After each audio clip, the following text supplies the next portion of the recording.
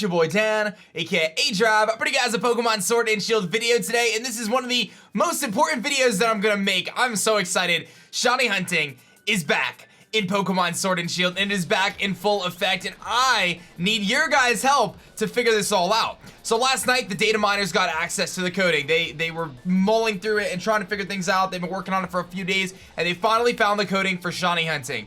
And it's a bit ambiguous as to what's going on. So I need your guys' help. But we're gonna break it down, we're gonna theorize, we're gonna talk about it, and we're gonna see if we can figure it out, right? That's what we're gonna do. And again, I'm gonna need your help. So you can use the comment section below as your findings, but don't forget that on Friday, November 15th at 11 a.m. Eastern time, we're launching our 252-hour marathon live stream. I'm gonna be streaming for 252 hours with my two friends on twitch.tv/aDrive, and I'm gonna dedicate my 8-hour shifts pretty much exclusively to try to figure out the shiny hunting method. So expect in a few days a fully updated tutorial, but for now, I'm gonna give you guys the basics and we can all figure it out together like little Pokemon professors. It's gonna be really fun. Be sure to hit that like button down below. Subscribe if you guys are new for all the updates, man. You do not wanna miss our Sword and Shield content here, guys. I've been all over it, man, so show some love. Make sure you guys turn those notifications on. And the last thing I want to mention is, I'll put it in the description below, but there's one day left to enter my giveaway to win one of 3 Nintendo Switch Lites. I actually have them right here. I'm giving away 3 of these bad boys to the aDrive army, so if you want to win one, just check out the description below for a link to win it. Just follow me on Twitter. It's so easy. It takes you like less than 2 minutes to enter, and I do give them away. They are legit. I have them. I have 3 of them right here. There's only 1, but I have 3. I promise. There's 3 there.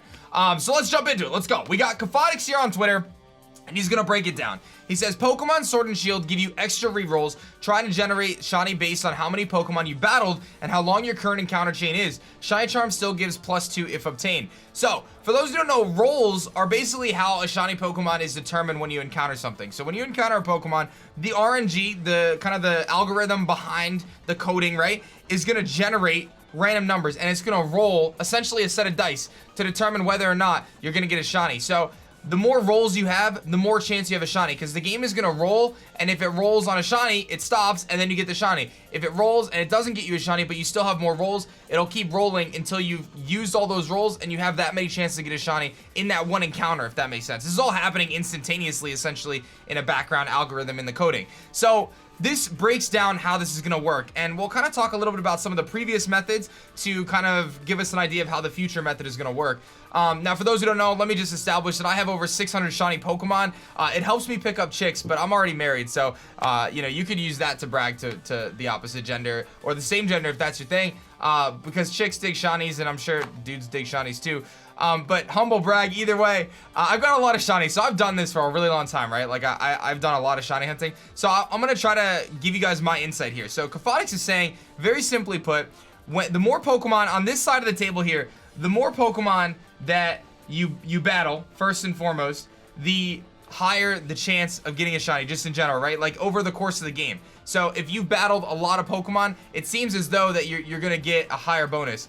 And then there's a chain count, and then the number battled. So there's like two different factors here from what I'm understanding. So the first factor is how many Pokemon you've ever battled. So this is like in the game total. And I think that this is this column right here, number battled. So once you've battled 500 Pokemon in Pokemon, like Sword and Shield, you've maxed out the left side of the column. So this you're gonna do on its own. Like when you watch the marathon, I'm just gonna be knocking out Pokemon over and over again. The next thing is how long your current encounter chain is. And this is the part that we need to really break down and do methodically. And we have to do research in you know, an appropriate way. So the way we do this, and the way I'm gonna start when I get a chance to play, the first thing I'm gonna do is I'm gonna stay on the same route. You have to control your variables, right? So we don't know. I don't know what the deal is, but I'm gonna stay on the same route. I'm not gonna leave the location. And what I'm gonna do is I'm gonna knock out every Pokemon of the same species in a row, right? So I'm gonna specifically, we know there's overworld encounters. I'm gonna specifically only run into overworld Wooloos and knock out Wooloos. Don't run, always knock them out. And I'm gonna try to avoid running into any other Pokemon. I'm gonna try that first. The next thing I would try is I would try to just knock out everything I run into, right? We just knock out every Pokemon you run into and don't run away.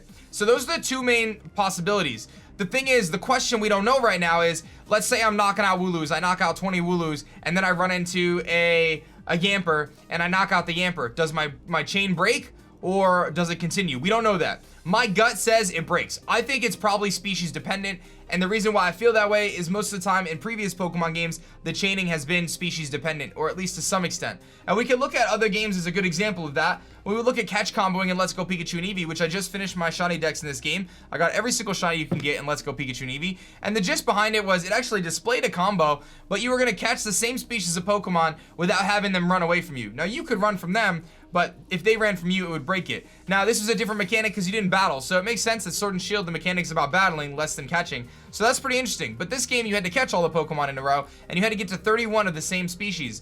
So when it comes to this here, it looks like you want to get to 25 of your chain. So my guess is that the best way to do this is to find a particular Pokemon, let's say Wooloo, and knock out Wooloo 25 times in a row. And my recommendation is to try to do this the right way, at least experimenting-wise. Do not run into any other Pokemon if you can avoid it, and do not knock out any other Pokemon.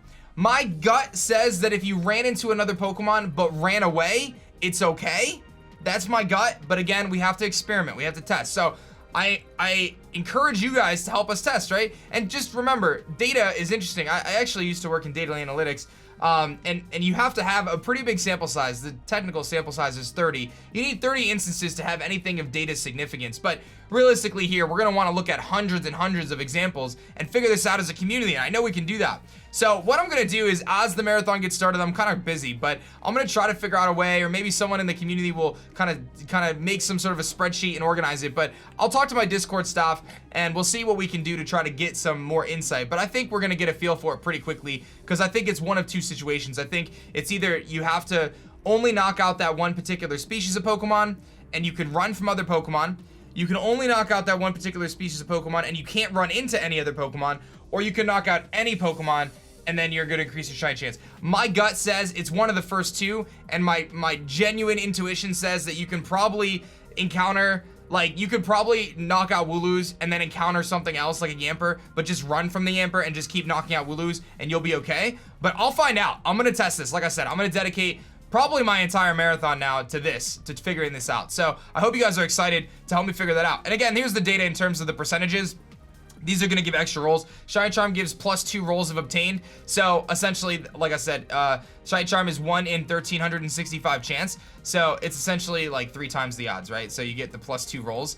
So instead of 1 in 4,000, it's 1 in 1,365. So you know, the Shiny Charm is going to boost that. Obviously, that's going to be post-game. But in the meantime, you could boost your chances up to about 6 rolls. If you knock out 500 Pokemon and have a 25 chain, you get the bonus there. You get 6 rolls. But even without the 500 Pokemon, you can still get the extra rolls. I guess it's going to be tough, though. You're really going to have to at least knock out 100 Pokemon first and then get a 25 chain. So that's going to take a while. So you got to play through the game. I mean, that's just the reality of it. But it's very doable. Now, one thing also that they found in the coding that I found to be very interesting, a lot of people were really angry because they were like, oh my god, what if you run into a high-level Pokemon and you can't catch it and it's shiny? That's so annoying. Well, it's been found in the code that you guarantee that any Pokemon too high of a level for you to catch cannot be shiny. So if you're in the wild area and a level 50 Beware runs into you and you can't catch it, it can't be shiny anyway because it's coded that way. So shout outs to that, by the way, because that's a great foresight by the developers. And it's so funny, there's been so much negativity around Sword and Shield, there hasn't been any stopping to think about the positivity. And this was a really good addition into the coding, in my opinion. This is a really good addition to the coding. Now, there's also more to this, right? Like, we could talk about Dex Nav, which was comboing. You had to kind of knock out the same Pokemon over and over again. And it had to be the same species, which is why I think it does have to be the same species for this method. But we also know max raid battles are likely to have a higher shiny chance. That's my guess. One of the guys who was playing through the game found a shiny Mudsdale on his max raid encounter really quickly. Now, that could have been a 1 in 4,000 chance, we don't know. But my gut says that max raid battles are probably boosted. Maybe 1 in 100, maybe 1 in 500, but whatever. I do believe that max raid battles are probably a higher shiny chance for us. So that's something else to note. Now, otherwise, we know that there are Pokemon that you can fish for. It's unknown at this point if there's some sort of fishing combo method, but it seems like it doesn't need to be a fishing combo method because this method right here would be the exact same thing as essentially chain fishing, except you just have to knock them out over and over again, right? You just remove the fishing mechanic and you just have to keep knocking out the Pokemon. So I don't think chain fishing is necessarily in. But what we have here as well, one other thing I wanted to note, in the wild area, and I believe this is actually everywhere, when you run into Pokemon in the overworld, some of them can have a yellow aura around them. And that yellow aura is going to indicate that they have better stats, and they also have egg moves. I don't know if they have hidden abilities as well, but I'm not sure. But either way, that yellow aura indicates that those Pokemon are special. I wouldn't be surprised if those yellow aura Pokemon also had a higher shiny chance. Just a theory at this point. I don't know yet. But this is why we're gonna come together as a community, and this is really cool. We're like little Pokemon professors, right? We're little researchers, and we're gonna try to figure this out together, guys. So when you get your hands on the game, you can come to my Marathon 252 on twitch.tv/aDrive, and we can figure this out together. You can watch pretty spoiler-free on my Twitch channel for at least the first day or so, because like I said, I'm probably not even gonna leave the first town or two, because I'm playing through trying to get shinies, so we're gonna have fun with that. But that's gonna be that, guys. I think we covered everything here. I will have a follow-up video hopefully within the week to figure things out, and hopefully we have some more definitive information. But I wanted to bring this to you guys so I can get the message out to the community. So share this with people, all the shiny hunters you know, let them know, so that way we can all figure out how to do this together, and we can all find many shinies. Thank you for watching. Hit that like button, and I'll see you guys in the next one. Peace. Butterfree,